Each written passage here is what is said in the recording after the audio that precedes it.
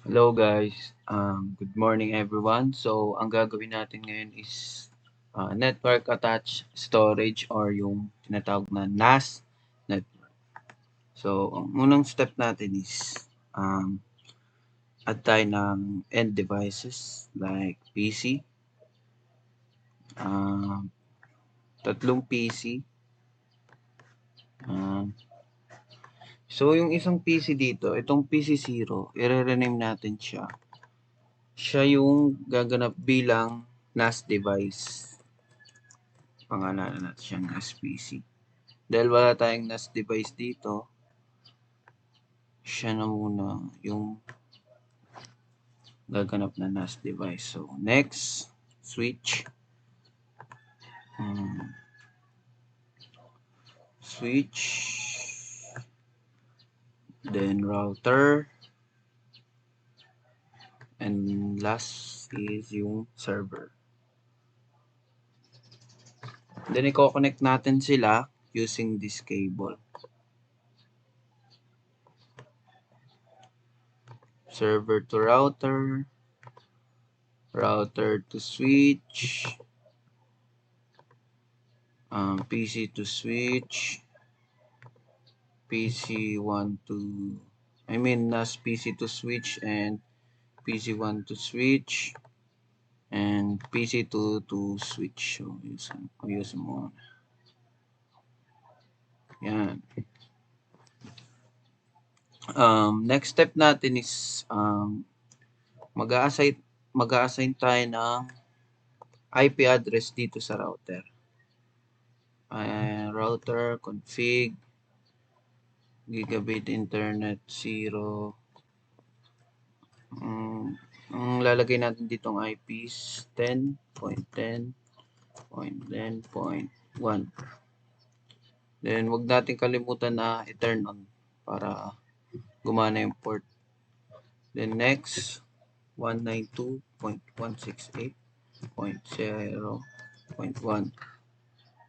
Then, turn on port. So, next natin gagawin is maglagay ng router every PC. Dito sa NAS PC, desktop, IP config, 192.168.0.2.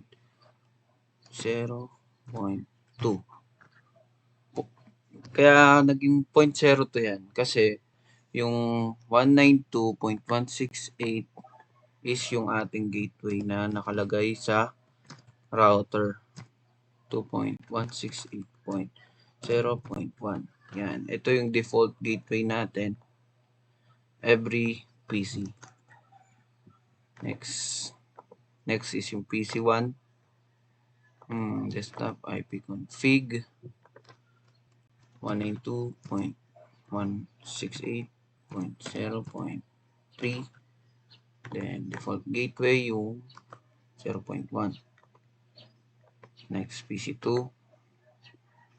Desktop IP config 192.168.0.4. Default gateway 0.1. Then the last is yung server. Lagyan din natin siya ng IP config dito 10.10.10.2. Then yung default gateway niya yung nakalagay sa router na 10.10.10.1. Okay na yan. Then, set up natin siya as a FTP server para makapag-send tayo ng files. TP, add tayo ng user, pangalan ko, Rocco, password 123, user, and then add permission, yan, add. May account na. Ang next naman natin i-check is yung connectivity ng PC to PC to server. Kung meron ba silang connection.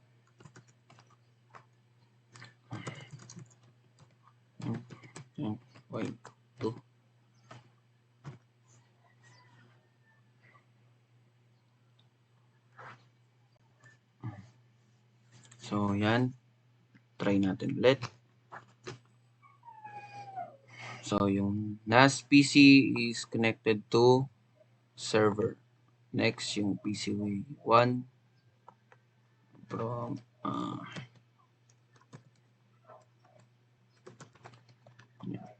ping 10.10.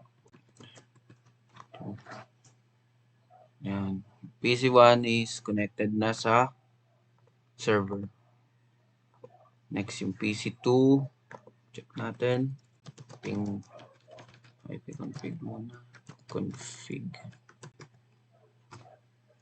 Ping 10.2.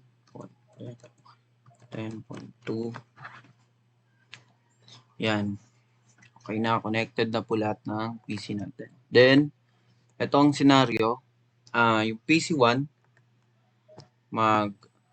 gagawa siya ng file. Hello Rocco, this is a testing file. Test.txt. Okay. So, yung PC1, ang gagawin niya sa ginawa niyang text file is i-upload niya sa server at yung NAS PC, siya yung serve as our backup storage. So, PC1, upload niya tp.2 Rocco 123. Yan. To upload or kung gusto mo makita yung mga command word type of yan. To upload, ang gagamitin natin is put name ng file test. Check muna natin yung directory niya kung may laman. Walang laman. Tapos put name ng file. Yan. Okay na, check na natin yung directory. Yun, dyan na yung test.txt. Okay. So, ang scenario, for example na ito, automatic niyang kinukuha yung upload na file for backup purpose. Yan.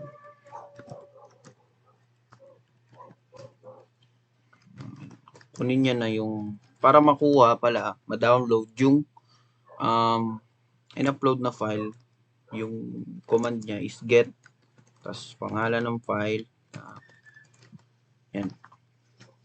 Okay na. Then, yun. Ang nangyari is, yung NAS PC, siya yung nag-act as our, network attached storage. So, siya yung backup. Tapos, yung PC2, pwede niya nang kunin yung or i-download yung in-upload ni PC1.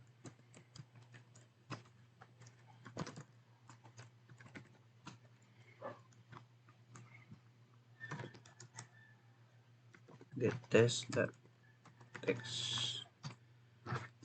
So, yan. Check natin sa directory. And then test. So, yun nga yung NAS PC. Siya yung backup natin.